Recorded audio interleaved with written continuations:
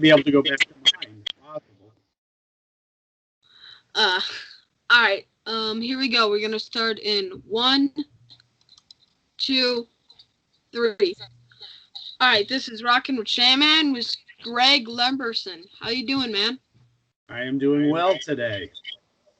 I just watched your new movie, Widow's Point, and I thought it was awesome. Great. Rated on IMDb. I need the help.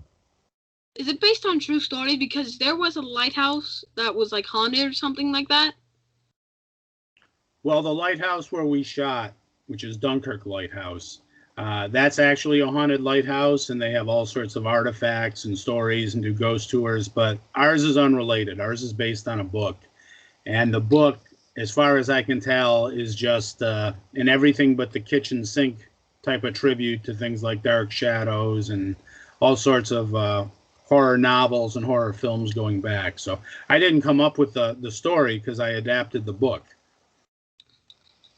For those who have not seen it yet, can you tell us about the film? Sure. Craig Sheffer, who is the star of Nightbreed, plays an author who's down on his luck. He's going through a divorce. He's got all these bills. So he started out in horror, but then moved on to more dramatic fiction. He really needs money, so he decides he's going to write another horror book. And he decides to visit the Widow's Point Lighthouse in Harper's Cove, which is this famously haunted lighthouse, and he wants to write about the history of the lighthouse. And as a publicity stunt, he locks himself in the lighthouse for a weekend. And he thinks it's all a hoax. He doesn't believe in ghosts. But over the course of the weekend, flashbacks show the history of the haunted lighthouse. So you don't just hear about it, you see some of the things that have happened. And of course, there are ghosts in there and other things. And he's the next victim. So it's really about him gradually going crazy the way Jack Nicholson did in The Shining, but he doesn't have a family. I like how it showed the backstories about what went on in the lighthouse. Right. The book actually has a lot more of those flashbacks, but I knew if I used too many of them, people would just call it an anthology film. And I thought that by showing a few of the flashbacks in the first half and then concentrate on the main character, it wouldn't be an anthology film, but it would make people think of anthology films. So it was fun doing those different time periods. Since that lighthouse is haunted, has anybody told you that they were feeling like they were being watched or like... I have to say I'm pretty much a non-believer, but a few people on the crew who were left alone in this room or that room swore that they sensed something behind them or felt breathing on the back of their neck. But what did happen is we had a lot of technical problems just at that location that we didn't have anywhere else. All of our batteries would drain in like 5 minutes, and there was a weird glitch on the camera. You know, the camera crew that I use, these people work together all the time. They work on my films, they work on other films that come to town, and they were all very excited that this weird glitch appeared in a frame. Now, I wouldn't think very much about it. It was kind of like, you know, the thing that happens in The Omen with the phonographs, where that line appears. But they swore they'd never seen anything like that before, so they were kind of giddy about that. So, like, did they any see a little girl, or they only just felt breathing, or like they caught something in the corner of their eye? They didn't actually see anything, but the guy who runs the lighthouse, you know, it's his job to tell these stories to people. He has said he would point out like photos that are in the house because it's a museum. And he would say, oh, well, this person came up to me once and said, I saw that person standing down the hall. So, I mean, there are accounts of people who claim to have seen things there.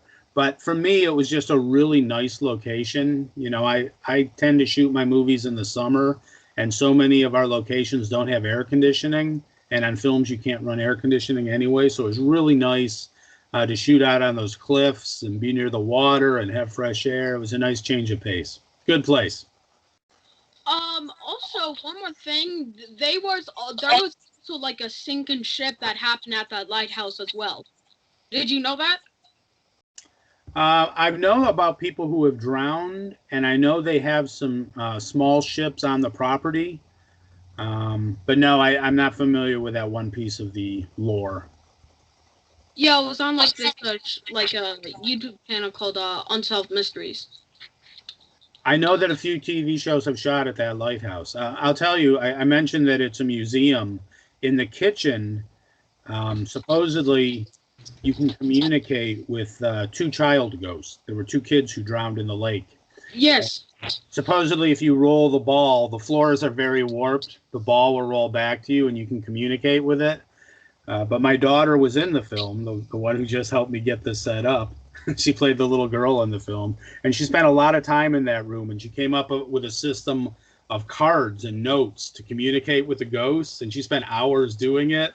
And they were so impressed at the lighthouse that they kept her little setup there so that people can go there and roll this ball and hold up the notes to get answers to the questions. The movie star Craig Sheffer, how did you lock in with him? How did you lock him in? I've worked on I've made 8 movies of my own, and I've produced a few others, but I've worked as a crew person on a lot of other films. And I was the first assistant director on a sci-fi TV movie called Battle Dogs, which is about werewolves. And Craig was the star of that movie. This was maybe 8 years ago. And we became friends on that film, and I gave him one of my books. I have a zombie book called Carnage Road. And he read it, and he loved it, and he optioned that book to try and get it turned into a movie or a TV series. So we became good friends as a result of that. And we've stayed in contact over the 8 years. And he was actually staying in Pennsylvania because his brother, who was a very successful TV writer and producer, was really sick. And Craig left Hollywood to take care of his brother. So he wasn't that far away. He was like a 6-hour drive. When it looked like I was going to make this movie, I called him up and I said, why don't you come out? We can make this movie in 2 weeks. And he read the script and called me back and said, let's do it. Which was nice because I've offered him parts in the past. I'd say, why don't you come up for 3 days and take this small part? But he still does leading man roles, so he never wanted to take one of those smaller parts. But he jumped at this. We put together the deal quickly, and in just a few weeks, he was out here. Did you guys just talk about Nightbreed the whole time? I talked to Craig about all of his movies. Sometimes we get on the phone, and we'll be on the phone for an hour and a half. And it's funny, I will watch movies because I know he's in them, and he doesn't always watch them. He'll do the movie, he doesn't see them, they change the title. So I'll say, hey, what about this movie? He'll say, what's that? And I'll go on IMDb and I'll tell him what the plot is. He'll go, oh, yeah, that. And then he'll tell me crazy stories about what went on. He's got a lot of stories, not just about movies that were made, but movies that weren't made. I know he's in touch with Clive Barker, more like Clive Barker's people, fairly regularly, and they're good friends and are in communication. I heard it's getting a TV series. Did he mention it? We've talked about that TV series quite a bit, and from the time they first announced it to now, things may have changed. He's told me about what he knew about what the first episode would probably be, of which I'm sworn to secrecy. But as far as I know, his character Boone will be back in the TV show. Was it disappointing that COVID stopped you from having a red carpet premiere? We actually did have our premiere. I run Buffalo Dreams Fantastic Film Festival, and a year ago, which would have been a year after we finished shooting the movie, we had a premiere here in Buffalo. It was a sold-out deal, and Craig actually came to support the film. And it was a great night. It was a really big deal. And for the last year, we've been going to a lot of film festivals. But what has happened because of COVID is that a lot of the film festivals that we got into either were canceled or they were postponed until after the film was going to be released, or they did online film festivals, which isn't something I can do because distributors don't want you to show your movie online through a festival, especially if they're going to release the movie online. So we got into I think, a dozen film festivals over the course of a year. And then there were another 10 that we were accepted into that we couldn't actually do. What do you think about studios starting to release films that were supposed to go to theaters straight to on demand? I don't have a problem with it. I mean, the studios, they're not able to make movies right now, and they have to generate revenue in some way. What I don't like was the deal that Disney pulled with Mulan, where if you're a subscriber, you pay the $30, and then it's going to be available on regular on demand in December anyways on Disney. That didn't make a lot of sense to me. And I know, but you know, whatever. All the studios are trying different things, and they're just trying to find a way to get through this, like the rest of us. So I got the Fire Stick, so I kind of got to watch it for free because there's this app called Cinema, and there's this app called Cinema, and it allowed me to watch it for free. Wow. Well, that's wait, but I still think it's stupid. I really think it's like, oh, okay, I'm just gonna charge you for $30 for this one movie. Mulan, you mean? Yeah, I'm gonna charge you dollars for this. I have no problem with that. I thought you meant my movie. Yeah, I have no problem with Disney losing a little money on that deal. I just thought that $30 was too much. You know, when COVID started, a few films that were in the theaters, like The Invisible Man and stuff, they went to VOD and on demand, and they were like $20, and everybody was complaining then. To me, $20 seemed fair, but $30 just seems really high, given the fact that so many people are out of work right now. I don't envy the studios having to find a way to make some money. It's very tough right now. When people get used to the idea of seeing movies at home, how hard do you think it will be getting back to the normal things when things open back up? Well, look, I've spent about 15 years of my adult life managing movie theaters. And I believe that when it's safe to go back in, people are going to go back. I don't think that watching stuff at home all this time is going to hurt the demand for those movies. I think, if anything, it's going to increase the demand for those movies. But when that's going to be is that's the hard thing, is how long will it take? Will it be a year? Will it be 2 years? And who will be left? You know, here in Buffalo, we have Dipson Theaters, which has so many screens, and I don't know how they're going to hang on. Regal and AMC are having a lot of trouble. I follow this news regularly. I mean, if you're in the industry, it's an important thing to know. I just don't know how they're gonna, how long they can survive this way.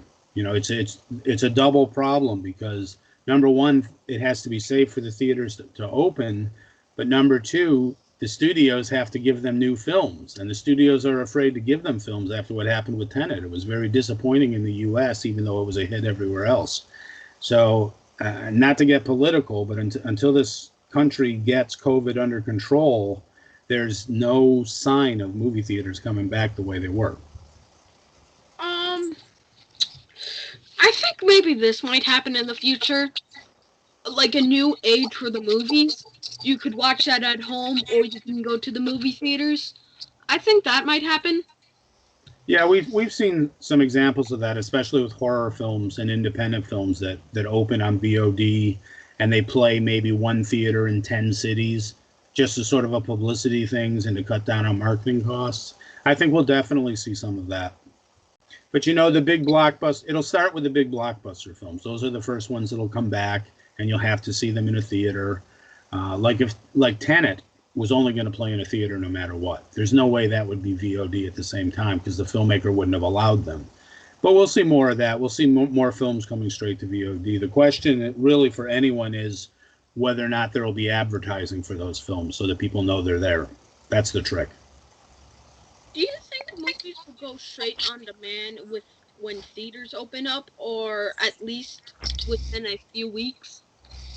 Well, here's the thing. It takes months to promote a big studio film. So people are still going to be watching films. I'm sure we'll see a lot of films scheduled for video on demand around the release dates. You know, you don't want to premiere a film on video on demand maybe the same weekend that a big blockbuster is opening. But we're definitely going to see, you know, for the next 2 years, experimentation going on with different methods. Different films will try different routes, and they'll see what works and what doesn't.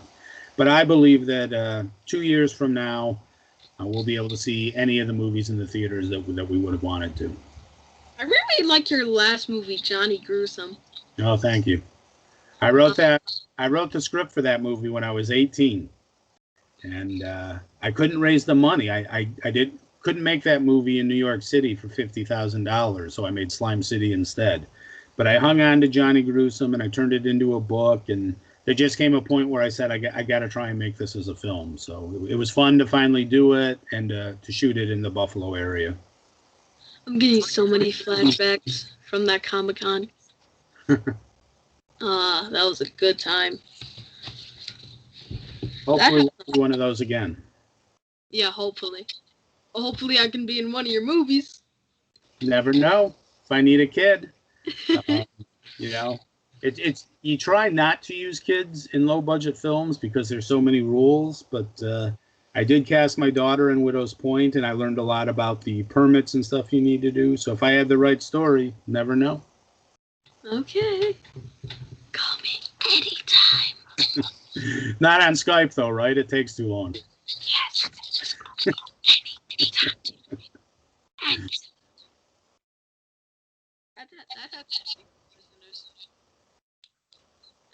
Yeah, Johnny, a lot of big stars in it, and any chance for a sequel?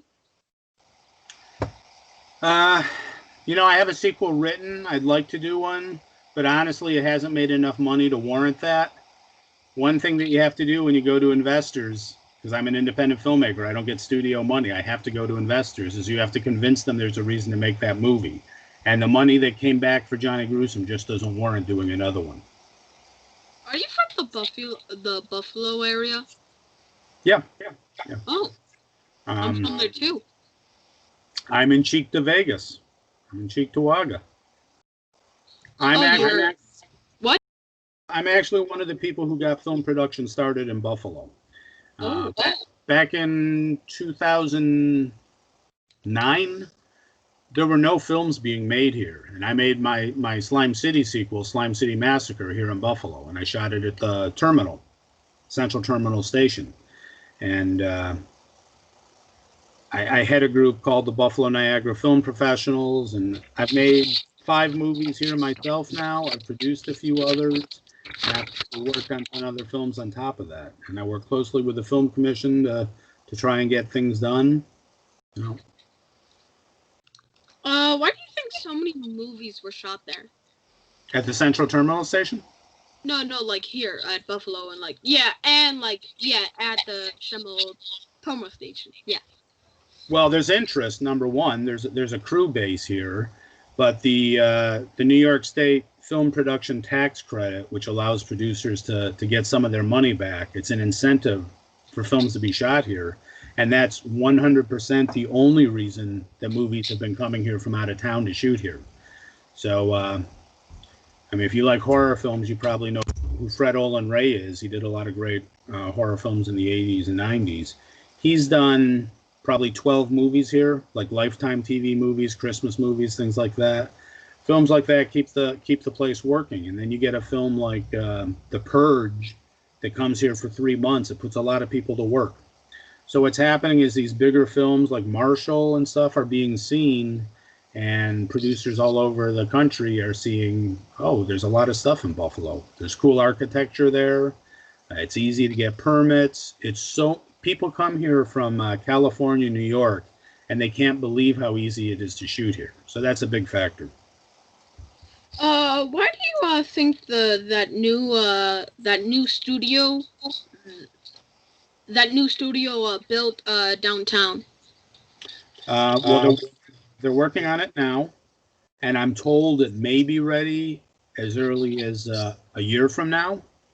And what that's going to mean probably is TV shows coming here.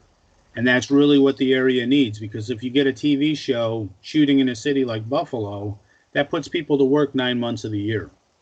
So, I mean, as it is now, a lot of the people I know who are on crews, they'll work on films here whenever they can, but they have to travel to other cities too. So having a TV show here would be a big deal. I wasn't in Wolf Boy and the Wilderness. Have you ever heard of those movies? You were in Wolf Boy? Yeah, and Into the Wilderness. Well, I worked on Wolf Boy, so we have a degree of separation now. Oh. All I did on that film was nighttime security. It was one of the best jobs I ever had. WNED, the TV place, downtown where PBS is, that's where the film had its headquarters. They took over an entire floor of the office building, but they would have to park the trucks there overnight, so they needed security. So I would, for a couple of weeks, I would park my car in the WNED parking lot just to watch the camera trucks all night. I had a DVD player. I ran an extension cord into the building, so I never ran out of juice. Anytime I had to use the restroom, I could go into the office. That doesn't always happen if you do security on a movie. You bring a jar with you just in case. There aren't always bathrooms, but for that one there was. So that was a cushy job. I have my Wolf Boy t-shirt. Oh, I was, you know those, like, you know that kid that was having a balloon and, like, those, like, that little, like, monkey thing? I was that guy, and I would look at, like, I would just give the Wolf Boy a dirty look, and then I would just go. So did you actually see the Wolf Boy in his makeup? Yeah. Was he, I from never saw that. What I did see was what all of the production people's desks looked like at night when they weren't there, with all the props and stuff on them. That's all I saw of the film. I had so little to do with it, but you take the jobs when they come along. You actually have your own film festival, Buffalo Dreams Fantastic Film Festival. How did that all start? I was a volunteer on another film festival, and me and a couple of the volunteers weren't crazy about the way we were treated. We said, okay, let's start our own. So we've been doing the festival for 10 years. The first 3 years it was Buffalo Screams Horror Film Festival, and after 3 years we changed it to Buffalo Dreams so that we could also show like some action and some sci-fi, but we're still mostly horror. And this year we went on at the end of August. I mean, even though COVID was happening, we were able to hold at the screening room, and we're one of the only film festivals in New York State that was able to hold indoor screenings. It just keeps getting bigger. Where do you think we'll go next? It what?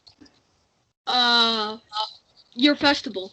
Oh, one of the things I like about my festival, we usually run for a whole week instead of just for a weekend, and we run all day, so we're able to show a lot more movies than like a lot of horror film festivals. Most horror film festivals in the U.S. are just weekend shows. We like running a whole week so we can show some odd little movies that maybe not a lot of people would be interested in, but we want to support them and see them on a big screen. I just hope we're pretty much where I want us to be. I mean, filmmakers travel from all over the world. We had a guy come from France for a whole week. We've had a filmmaker from Mexico come regularly. So I don't really necessarily want the festival to change, but I'd like more people to be aware of it, more people to come out and support it. So, how are you dealing with COVID right now? Well, it's pretty disappointing. I've got 3 different films that I've been developing, and I really can't even look for the money until I have some sense of what's going to happen, because you can't go to an investor and say, invest in my movie and maybe in 6 months I can do this film. So it's been frustrating on that level. Also, somebody in my family is immunocompromised, so it really limits, we all stay home and watch movies. That's what we do. I do the writing I can and work on projects I can. The film I think I'm doing next, I just polish that script every day. That's how I try and keep busy. Did Widow's Point do any good? Well, this is still the first month of release, so it's too soon to tell, but it is in Walmart on stores shelves, which is good. The sales agent Devilworks has licensed it to maybe 6 other countries, and the way they sell films is they go to what's called film markets, and they meet with all the buyers and stuff. And they got to go to one film market, and then COVID shut everything down. So they're doing the best they can to sell it from their office, but hopefully some of these markets will open up so they can go out and do some more sales. I paid for it on Amazon. Sorry, say again? I paid for it on Amazon. So you did a stream.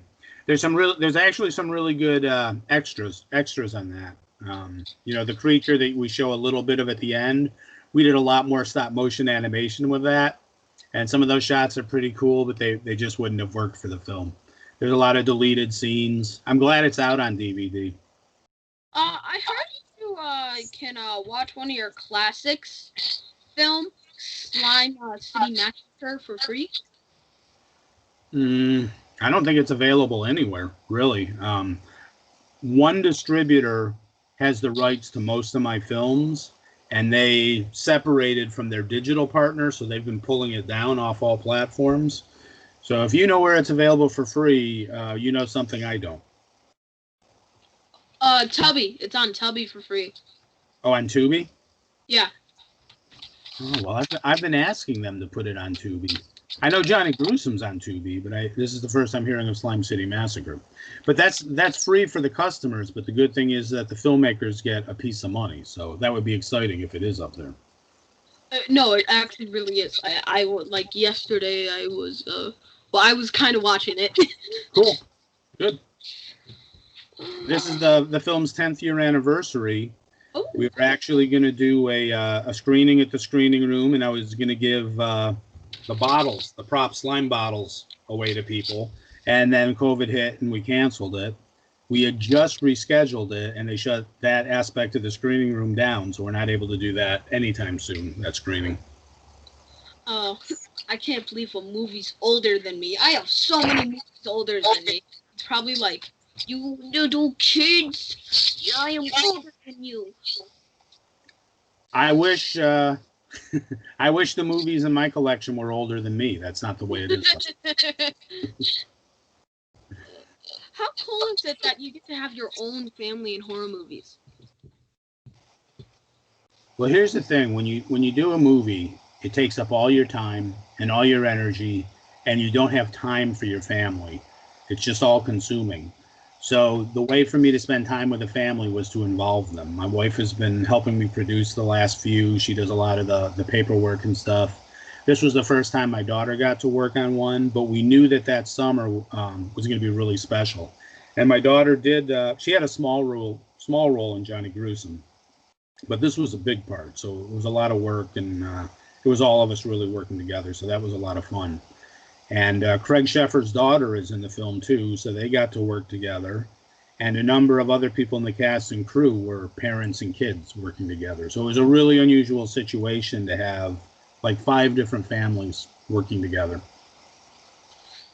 What do you before, making movies or writing books? I enjoy the process of making a movie more than writing a book, but usually I like how the book turns out more than I like how the film turns out. When you do a book, you're all on your own. You get to do everything you want. There's no, we don't have money to do that. You can go as big as you want, and nobody else can let you down, let's say. Whereas a movie, it's many voices. It's not just the director. So you've got the cameraman, the art director, the costume people, and I enjoy working with all those other voices. But if something goes wrong, I can't correct it after the fact. Once you commit it to film, you're done. You're not coming back a year later to reshoot something unless you have a lot of money. But the cool thing about making movies is there are problems every day. So if you enjoy solving problems, coming up with solutions, there's a real thrill to making a movie that you can't get from writing a book. Any chance of the Jake Hellman files coming to the screen? Well, it's funny you should ask that. George Mahalka, who directed the original My Bloody Valentine, he's a Canadian producer. He actually has the rights to try and turn the Jake Hellman books into a TV series.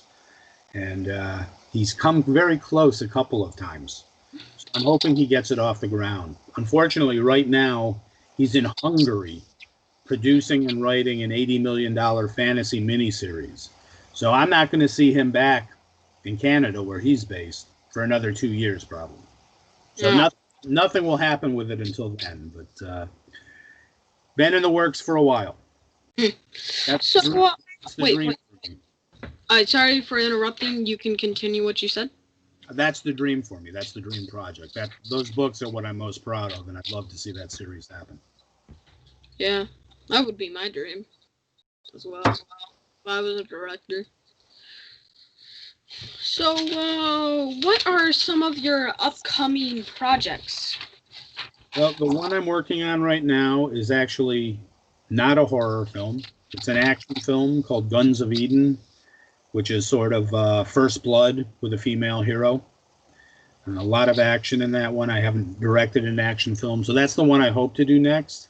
I actually just wrote a script for a fantasy western. It's a time travel to the Old West, and the guys who directed that finished shooting the movie, so that'll probably be out next year. I have 2 horror films I want to do. One is a kick-ass werewolf film, but I'm only going to do it if I can raise enough money to do the werewolves right. I swear, if I get this film made, it's going to be one of those top 10 werewolf films. It's going to be really good. And then the biggest one I'm trying to do is Carnage Road, which is my zombie novella with Craig Sheffer. That's so big, though, that he has to be involved with that, and we can't even think about it until COVID's over, because the studio would have to be behind that. Good zombie projects are really expensive, so you can't do them as the little indie features that I normally do. Yeah, zombies are pretty expensive. That was bikers versus zombies, so it's basically Sons of Anarchy meets The Walking Dead. That's the concept. Oh. Do you think you need a handsome 9-year-old that can pass for early teens in an upcoming movies? Well, I think, what'd you say, 9? Yeah, because I'm available. Something tells me that by the time I make a film that has kids again, you'll probably be closer to 13, and maybe we can talk. Aw, man. I would even... What?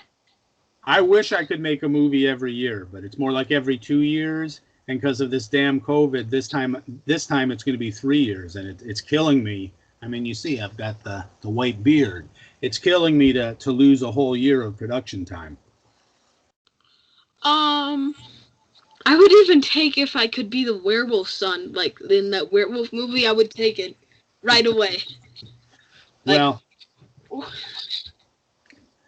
it might not be my film, but I work with a lot of other people who do films, and it comes up all the time. Who can we get for this? Who can we do for that?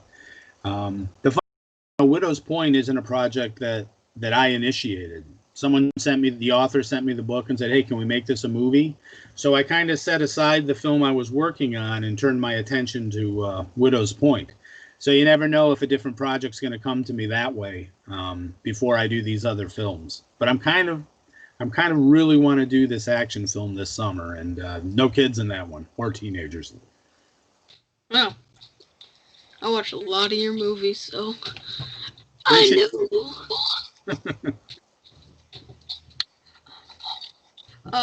You do a lot of Comic-Cons. When do you think they will start up again? I would really hate to even hazard a guess. I know a few have tried to run. A few have done them online. I don't see anything happening. If we're lucky, maybe Halloween next year, we'll start seeing some again. But I think that's the sooner we can realistically expect the big shows to happen again. Where can my followers follow you? I'm easy to find on Facebook and on Twitter. I'm not on Instagram, although my nephew has an Instagram account for me that he posts stuff on. So there is a Greg Lamberson on Instagram. It's just not really me. I have a beard doing that for me. Facebook and Twitter. I don't really care about being followed so much as I care about people checking out the films and the books.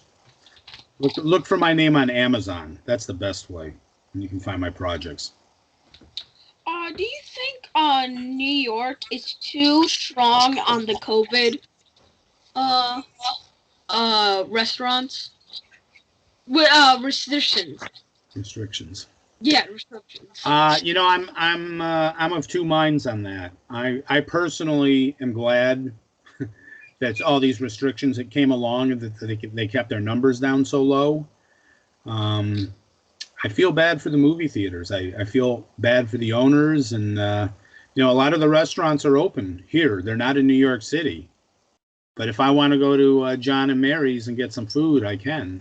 If I want to go to DeBella's Subs and get a sandwich, I can. So I'm not really missing the restaurants that much, but I do miss the movie theaters. I can't say that it's being too tough on them, though, because the numbers are climbing. And when numbers are climbing, that's maybe not the best time to open them. I don't have the answer on that, though. Where can I see your films, though, too? Okay, so most of my older films, like I said, it's news to me that Slime City's on Tubi. I asked them to put it on Tubi, so I'm very happy if that happened. Most of them are not available digitally, so you have to get them on DVD. And I think they're all available on Amazon. The company that put most of them out is called Alternative Cinema. That's Camp Motion Pictures. You can buy them directly from them, too. Johnny Gruesome is on Tubi. Widow's Point right now is on DVD, and you can stream it on demand. Hopefully, when it's time for that to go up for free, they'll put it on Tubi and not on Amazon Prime, because we actually make a little bit of money off Tubi, and we make no money off Amazon Prime. It was fun interviewing you. I'm not saying goodbye, but I'm saying it was really fun interviewing you. Well, I hope it was worth the trouble and the wait. I don't think I've ever been late for an interview in my life. With Comic-Con's closed, do you think do you sell auto slaves on autographs on Calendly online? But here's the thing: I've never charged money for an autograph. If somebody likes my work and they want it, they just have to have the work, and I'm happy to sign it for free. And it was fun meeting you guys again. I thought you were a whole different person for a second. I didn't know you were going to be like a really good friend. Well, I'm glad that now that you know who I am, that you were happy that it's me and not disappointed. That would have played differently. I'm really happy it was you, because you were a nice guy. Okay. Well, thank you for being on my show. I hope the next time we talk will be at the sets at one of your movies. Well, if I don't have a role for you, and if COVID is settled, maybe you can at least come out and do a set visit and do a set report. Okay. Please try to be a main character. Please. Begging you. Well, I'll tell you this much. At least I will keep you in mind if the right thing comes along. Now you've got me, and you're in my head. And in my circles, I know a number of casting directors here in Buffalo, and if they're looking for someone, I can let you know. You know what you need to do, though? If you're serious about this, you need to have a headshot taken. You need to have an 8x10 headshot taken, and even if you don't have any experience, you need to have some sort of resume where you just list height, weight, stuff like this, so that if a film comes to town and they say, oh, we're looking for a boy this age, and usually they won't say he's got to be 10 years old. They'll say 8 to 12 years old or something like that. You have something you can send them if I put you in touch with them. Okay. Because they won't care if you just say, I love movies and I'd love to be in a movie. That doesn't matter to them. They need that thing so they can see your face with your contact information on the back. So there's a project for you to do. What? Get a headshot. Doesn't have to be anything fancy. Don't have to go to a professional photographer, but you do want a photo that kind of shows yourself being kind of natural. You don't want somebody to get the headshot and then say, do a video audition for me, which you could do. I know you could. And then they say, oh, that kid looks nothing alike. So you want a headshot that really, it makes you look your best, but it makes you look like you. Also one more thing. I was a role model, so I know how to like take headshots, and I have experienced 2 movies. I've been in 3 movies, so I have experience. And Yeah, that's important. Even if you're an extra on those movies, just being able to list that you were on those sets, it means something to a casting director. I might have trouble with main character because I was only like a back character or something like that. Like I was just like a guy that would give a dirty look or be like one of like the bad guys.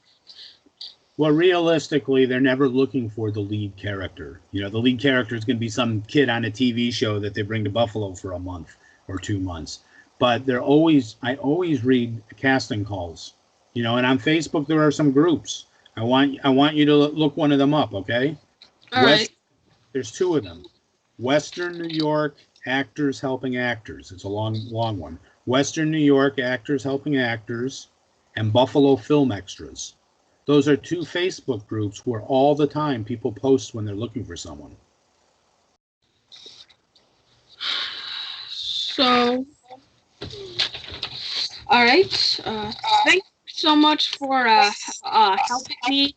I really hope I can be in one of your movies. I will send you a headshot. Please contact me if there's any people that need a 9-year-old or like I'm available. Okay. It was really nice. I'll flip it on you and say, I hope I get to make a movie that I would be able to cast you in. I don't know when the next film is coming. I hope I get to make more movies. It's those of us who work on movies consider it a privilege, and you never know how long it's going to last. Okay. Peace, dude. It was really nice interviewing you. Same here. Say hello to your father. Okay. He's right here if you want to talk to him. I figured he was. All right. Thank you very much. I hope I can see you in one of your movies and your entire family. It would be nice meeting you guys.